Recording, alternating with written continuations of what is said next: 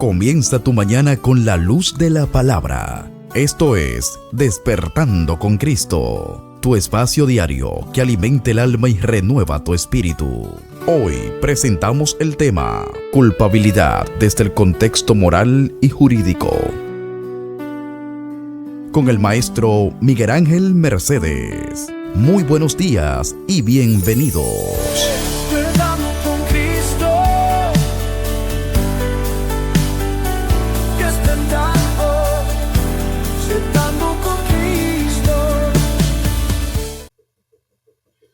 Dios bendiga, amados hermanos y amigos. Dios bendiga, fieles compañeros del camino. Hoy es miércoles 4 de junio del año 2025. Le damos gracias a Dios que nos permite ver este hermoso día, disfrutar de las bendiciones que consigo trae el mismo. Le pido a Dios que le acompañe, que le cuide, que le guarde y que vaya abriendo puertas, derribando muros, separando las aguas de los mares que están frente a usted, las cuales le impiden conquistar las bendiciones que Él ha establecido de antemano para su vida. Amados, hoy estamos dando continuidad a la serie Cazando la zorra que dañan nuestra viña. Actitudes que opacan, afean nuestras relaciones interpersonales y nos alejan de Dios. Con el tema de la semana, culpa y culpabilidad. Hoy miércoles estaremos analizando la culpabilidad desde el contexto jurídico moral. El lunes estuvimos hablando de la etimología y dando una breve descripción de lo que significaba o de lo que significa la culpa y la culpabilidad. Hoy estaremos haciendo lo propio, pero con los términos jurídico y moral. Vamos a ver, a grosso modo, obviamente por el tiempo, el significado de estas palabras y una breve descripción. Etimología de la palabra jurídico.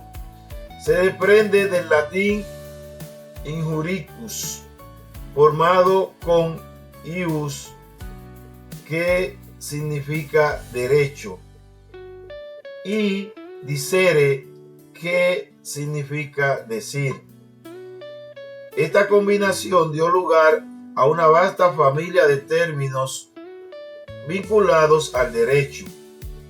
Vamos a ver por lo menos dos, y es la jurisconsultus, que se forma de juricus y consulcre. Pedir consejo significa, formando a jurisconsulto en el español y en el argot que conocemos actualmente. Jurisprudentis dio lugar en español a jurisprudente, que es lo mismo que jurisprudencia, ya en el ámbito cotidiano. Esto no es más que los dictámenes o las sentencias que emanan jueces cuando no tienen un fundamento o no tienen previamente leyes que les amparen, pero que tienen un hecho delante de ellos el cual deben juzgar. Entonces ahí emanan o da luz lo que le llaman la jurisprudencia en el término jurídico, y esto constituye para futuros casos que se presenten dentro de ese mismo ámbito o dentro de esa circunstancia. Dice que se emplea en nuestro en nuestra lengua desde el comienzo del siglo XVIII. Se compone de iuris y prudens, que significa sabio, informado, enterado. Es decir, el juez que está informado, el juez que está enterado, emplea su sabiduría para emitir el juicio sin tener un manual, sin tener previamente de dónde depender, sino que de sí mismo sabe que tiene que juzgar ese caso, pero no tiene el fundamento, es decir, no tiene los manuales de dónde va a extraer o la ley que va a aplicar para ese caso, pero que no puede dejar el caso sin resolver. Entonces ahí se emana lo que es o se convierte ese acto en una jurisprudencia, que significa que se va a continuar o va a quedar plasmado para futuros casos, como ya acabé de decir.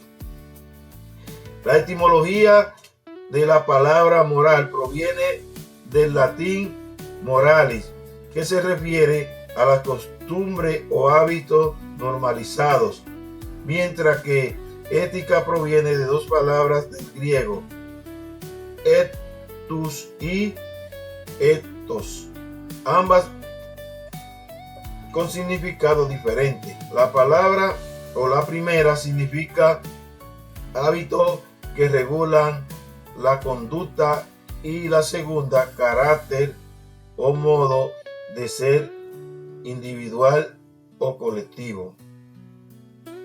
El término vilitas indica cualidad o posibilidad, dando origen a la culpabilidad, capacidad o posibilidad de ser considerado responsable de una falta. También se desprende o tiene un segundo significado, que es normas o valores que rigen el bien y el mal en la conducta humana. En el ámbito jurídico se refiere a la omisión de diligencia debida, y en lo moral al quebrantamiento de las normas éticas. Vamos a ver una breve definición más conocida o más empleada en nuestros días. La moral es el conjunto de costumbres y normas que se consideran buenas para dirigir o juzgar el comportamiento de la persona en una sociedad o en una comunidad. También es la diferenciación de intenciones, decisiones y acciones entre las que se distinguen como propias, correctas, y las impropias, incorrectas. Se distingue de la ética en que esta es una moral transcultural o universal, aunque suelen confundirse. La moral permite distinguir qué acciones son buenas y cuáles son malas con criterios objetivos. Otra perspectiva define la moral como el conocimiento de lo que el ser humano debe hacer o evitar para conservar la estabilidad social. En términos generales, lo jurídico es todo aquello relacionado con el derecho, entendido como el conjunto de normas que regulan la vida en sociedad. Cuando hablamos de algo jurídico, nos referimos a su vínculo con las leyes, su interpretación, aplicación o función dentro de un sistema legal. Vamos a ver ahora, amados hermanos, después que ya establecimos o vimos esta breve definición y estos orígenes de estas palabras, el fundamento bíblico. ¿Qué nos dice la Biblia? ¿Qué nos dice el consejo bíblico sobre la culpabilidad en el terreno jurídico y en lo moral? Vamos a estar leyendo a Salmo 51, sus primeros 5 versículos y el versículo 14. Ten piedad de mí, oh Dios, conforme a tu misericordia, Conforme a la multitud de tus piedades, borra mis rebeliones. Lávame más y más de mi maldad, y límpiame de mi pecado, porque yo reconozco mis rebeliones, y mi pecado está siempre delante de mí. Contra ti solo he pecado, y he hecho lo malo delante de tus ojos, para que sea reconocido justo en tu palabra y tenido por puro en tu juicio. He aquí, en pecado me concibió mi madre, y en maldad he sido formado. Líbrame de homicidio, oh Dios, Dios de mi salvación, y cantará mi lengua tu justicia. Amados, aquí vemos al salmista David, al rey David, que es juzgado después que ha purgado su pena impuesta por el mismo Dios a través del profeta Natán. Continuó con lo que era la culpabilidad, porque se sentía acosado, se sentía señalado por la sociedad. Entonces busca refugio ante Dios y clama a Dios y le dice que le permita borrar todos esos pecados, que lo limpie, que lo purifique, para él poder integrarse con plenitud, con toda libertad a la sociedad. En el aplicativo de la culpabilidad en el término jurídico moral, tenemos que tener en cuenta que las leyes y los ordenamientos jurídicos de cada nación dictan uno de otro. Vamos entonces a tomar como referencia al ordenamiento jurídico del pueblo de Israel. La Torá, como se conoce la ley de Moisés, los primeros 5 libros escritos por él, que también se llaman el Pentateuco, fueron la ley o donde están escritas las leyes que Dios estableció al pueblo de Israel. Hay diferentes categorías de leyes, leyes morales, leyes espirituales y otras. De ahí entonces los rabinos han elaborado lo que es el Talmud, que es más amplio porque contiene lo que son sus costumbres, lo que son sus tradiciones, a más de estar la Torá, que constituye o que contiene nada más y nada menos que 613 leyes, 613 o 613 mandamientos. Valga decir que de este fundamento jurídico, de este sistema legal dictado por el mismo Dios, se desprenden la mayoría de los sistemas legales de las diferentes naciones.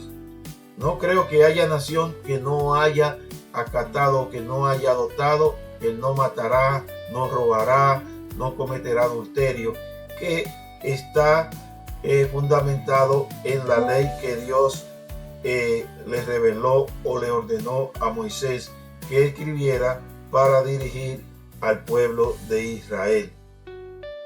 Dicho esto, amados hermanos y amigos, vamos a entonces ver cómo se elimina la culpabilidad dentro de lo moral y lo jurídico.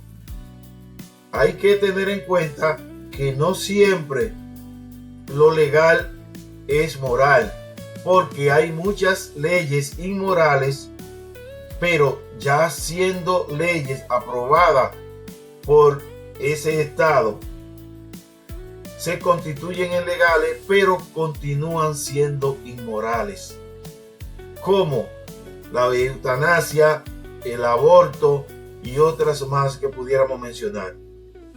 En el estado o en el país que el aborto es aprobado, es legal, pero a la vez es inmoral. Esto tenemos que tenerlo en cuenta porque no siempre lo moral también es legal. Entonces, cuando ya se ha purgado una pena en la sociedad, que es el término jurídico apropiado para decir que alguien ha pagado su culpa, es decir, ya ha purgado el castigo o la pena que se le ha impuesto, ya la ha cumplido, ya la ha pagado, entonces esa persona cumplió, pagó, pero en la mayoría de los países o en la mayoría de las sociedades se le continúa persiguiendo. En el caso específico de República Dominicana, usted cumplió con su pena, pero continúa fichado, como normalmente se le dice. Y cuando usted va a buscar una certificación de buena conducta, le sale ahí en el sistema. Y eso le impide conseguir trabajo. Eso le impide reintegrarse a la sociedad. Porque el sistema carcelario de cada país o cada nación, su principal objetivo es o debe ser el reintegrar la persona, el capacitarle, es decir, el hacerle volver a la normalidad. Y luego que esa persona se haya apartado, entonces reintegrarlo a una vida plena en sociedad. Pero mientras se le está señalando y mientras no se le perdone, porque como dice el mismo salmista, el hombre no perdona, por eso es mejor caer en la mano de Dios y no en la mano de los hombres, entonces esa persona nunca va a quitarse esa mancha. Pero si la sociedad o si los individuos que la componen no perdonan a esa persona, o vamos a hacerlo más directamente, no te perdonan o no me perdonan, entonces eso provoca lo que es una constante culpabilidad, un sentimiento de rechazo, un sentimiento que te aparta de vivir plenamente con lo tuyo. ¿Qué debemos hacer? Debemos sentirnos nosotros plenos, debemos de sentirnos nosotros mismos restaurados. Y aunque el hombre siga acusándonos, aunque el hombre siga acusándote, tú debes sentirte libre, porque no existe un hombre que no haya cometido un pecado. No existe un ser humano que no haya cometido una falta. Por eso Jesús le dijo a los que llevaron a la mujer para ser aprediada: el que esté libre de pecado, que tire la primera piedra. Es decir, aquí todos son pecadores. Aquí de una manera u otra todos han cometido una falta.